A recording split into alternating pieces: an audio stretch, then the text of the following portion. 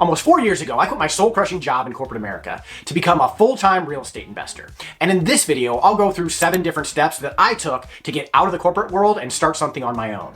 Hey, if we haven't met, my name is Mark Doty. I'm a full-time real estate investor here in San Diego, California. And this video is the advice that I would give myself or somebody else who's thinking about leaving their job in corporate America to go follow their passion project, whether that's to become a full-time real estate investor or to start your own business. So my background is I grew up in medical device sales, and that was the career I was in. I was making a great income at multiple 6 figures a year. I lived in San Diego with a big mortgage, and I'm married with 3 little kids. My youngest at the time was 3 years old. The reason that I wanted to get out of that field, which at one point in time had been my dream job, was just I felt completely capped out on my income potential. I've always wanted to do this thing on the side, and I don't want to live the rest of my life with the regret of not going after that dream or starting my own thing because I was too afraid. The regret of not knowing whether or not I could do it was really the motivating factor for me. And then I also thought I was completely capped on my income and wanted to become a rich real estate developer. But anyway, there are 2 separate phases that I would take somebody through if they were thinking about doing this on their own. The first part is a preparation phase, and the next part is just your plan on how you're going to execute. So here goes. Here's the advice that I would give to somebody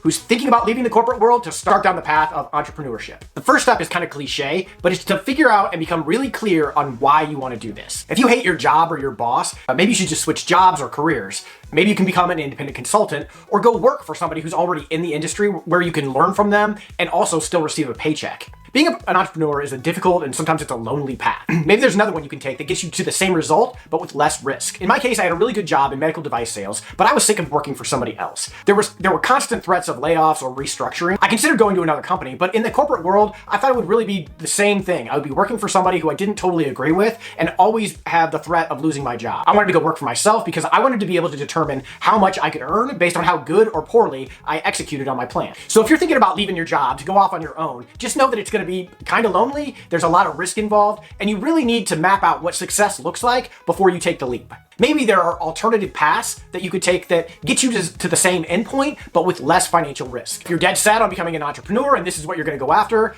this is the next step I would take. All right, step number 1 is to determine your financial runway. This is an amount of time that divides all of the capital that you have saved up by the amount that you spend every month. If you have $100K in savings and you spend $10,000 a month, that means you have 10 months of financial runway before you need to make a paycheck or make a change, but you've got 10 months to be able to figure this thing out.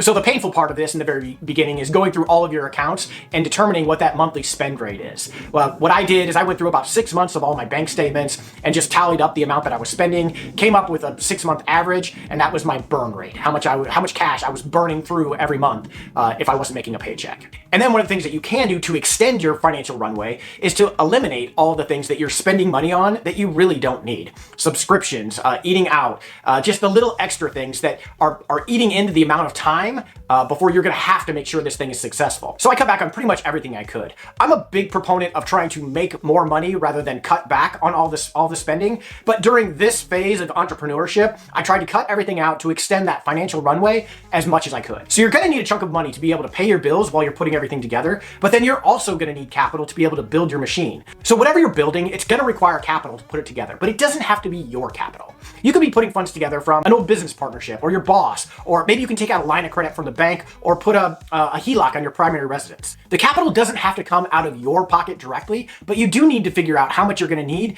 and where it's going to come from. The likelihoods that your project goes longer, costs more money, and gets a little bit harder is pretty high. So I would just think through what's your backup plan going to be if problems do arise. In my case, I had a 401k that I could cash out. I took a HELOC on my primary residence that was for double the cost of what a project should be. And if worse came to worse, I could just go get a job in the same industry where I just came from. Things go awry in your project, what are you going to do?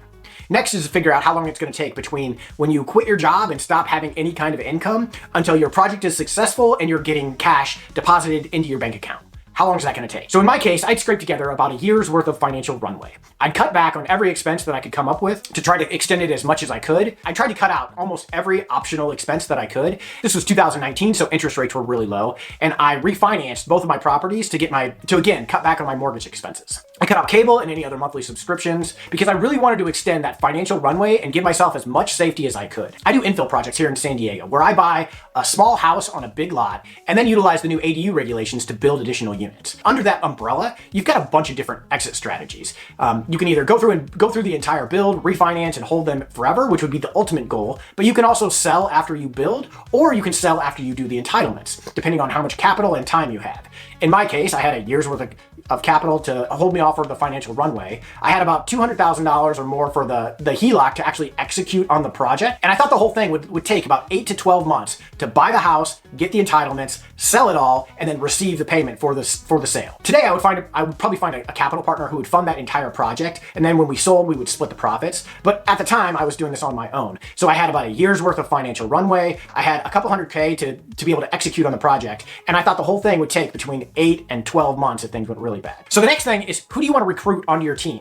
You're going to need more people to help you out, whether you're hiring them as employees or partnering with them or just hiring them for certain jobs. You're going to want to identify people who have different skill sets than what you bring to the table, and you want to think about those people before you leave the job. In my case, for my construction projects, I needed roofers and plumbers and foundation people and electricians who are going to be able to do the day-to-day operations on the construction projects. But I also needed agents and brokers who would help me identify and get deals under contract, and then lenders who would provide the debt, and capital partners who would provide equity on my project. So there's a bunch of different people you have to figure out, and hopefully you're finding people who like or are good at the jobs that you aren't particularly skilled at. Either way, start making some of those connections before you leave the W-2. So this next one's the most important one in my opinion, and that's going through and talking with your spouse about what your plan is and how you intend to execute.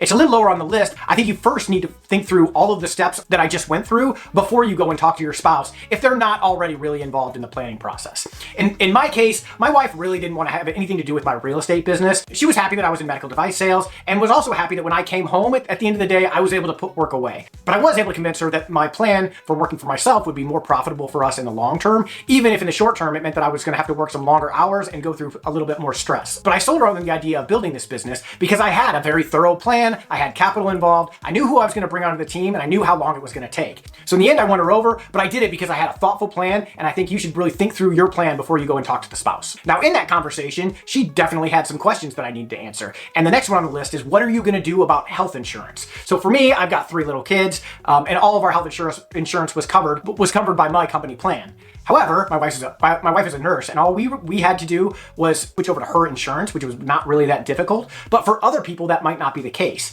The reason I bring this up, and even though it wasn't that difficult for me to do, it's something you have to think through, because if something happens to your kids or somebody's in a car accident or whatever that worst case scenario is, if you have health insurance, you're not looking at financial disaster on top of whatever the other tragedy was. So in order to go through that, think through what you're going to do for health insurance and then plan that into your financial runway. So the next thing to think about is, what is the worst case scenario, and a realistic worst case scenario, because it's probably not that you're divorced, you lose your kids, you lose your house, you're living under a bridge in a van down by the river like the Chris Farley skit. The worst case scenario, in all likelihood, if you've already had a successful run in corporate America, you've got marketable skills. If your old job won't take you back, your competitors probably will. So in my opinion, the worst case scenario is that, yeah, you're a little embarrassed that you went out and tried this thing and it didn't work. But the worst case scenario is probably pretty similar to what you're doing right now. You're getting close to running out of money. You go get a job that's doing basically what you're doing right now. That's the worst case scenario in a realistic standpoint. At least that's what it was for me. So there are 8 practical things that you can look out to develop your plan and try to make your entrepreneurial leap as successful as you possibly can. When I was looking back at this and making this video, I went through my notes from 2021 when I left my job, and I found this list, which I'll go through in a second. But it's 10 things that I told my wife I would do before I left the job in order to give us the most momentum and put us in the best shape to be successful in that first year when I left the job. So these were the 9 things that were on my list that I had to do, that I promised my wife I will do all of these things before I quit the job. The first 2 had to do with the fact that when you leave your W-2 job, you're not going to have the same kind of lending options that you have today. So my first step, this is also 2021 when interest rates were really low. So my first 2 things were to refinance the 2 projects that I had, and then I could bring down my monthly expenses and extend my runway. The next one also had to do with lending, is I opened up a HELOC on my primary residence to free up a bunch of extra capital in case things went sideways. The third thing was, I promised my wife I would not quit the job until I had my next deal under contract. Essentially, I was trying to to set the stopwatch as late as I could to start counting down the financial runway. I don't think you should jump out of the airplane and then build the parachute on the way down. I think you should come up with your plan early and then execute on the plan. So part of this was to get that next paycheck when I completed the deal, get that under contract before I even left the job, just so that I'm maximizing my runway and trying to give myself the best chance at success. So I had to have the deal under contract. In terms of building the team, I needed to find some hard money lenders who would be able to get that property under contract. The next phase in that is I wanted to start a YouTube channel. I wanted to get to the point where I was raising money through a YouTube video like this one, hint, hint, but I hadn't even started my YouTube channel back then. So I needed to start the channel, get the first few videos up and running, get a little bit of momentum before I quit. So also in terms of building the teams, I needed to network and find more deal flow for those next few deals. Then that involved just making contact. I set a goal that I would contact 10 different people, have 10 different conversations every day as I was still working my job. So I would connect, I would make MLS offers, I would call wholesalers, and I would just connect with other people who were involved in the real estate business in San Diego in order to build my network. And then the last thing on my list was to identify potential contractors. So those are all the things that I put together, and my plan that I started to execute 4 years ago when I left the job. What do you think I missed? What did I get right? What did I get wrong? Feel free to leave a comment below and let me know what you think. I built this channel because I believe in entrepreneurship and breaking away from the corporate mold. I'm looking to educate and help people who are in the same situation, and I'm also looking for capital partners who want to get in on real estate projects with me. If you're interested, go to my website, check out a few of the projects that we've done, and feel free to schedule a call. That's it for this one. Thanks for watching. Good luck on the journey into entrepreneurship, and I hope to see you out there.